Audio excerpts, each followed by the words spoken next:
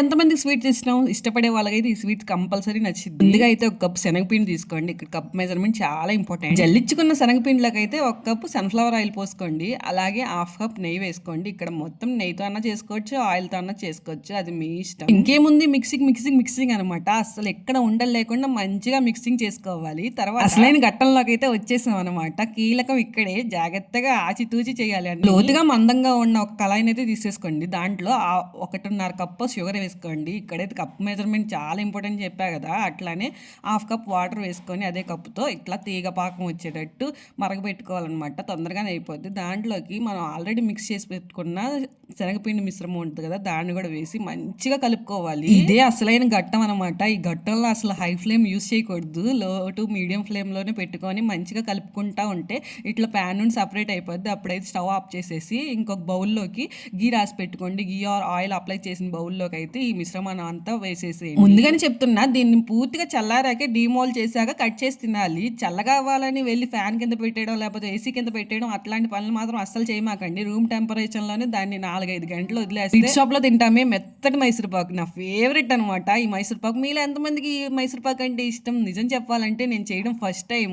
అది కూడా యూట్యూబ్ ఛానల్లో చూసి చేసి ఎంత పర్ఫెక్ట్గా వచ్చింది కదా, భలే అనిపించింది, హ్యాపీగా ఉంది. వీడియో నచ్చిందా?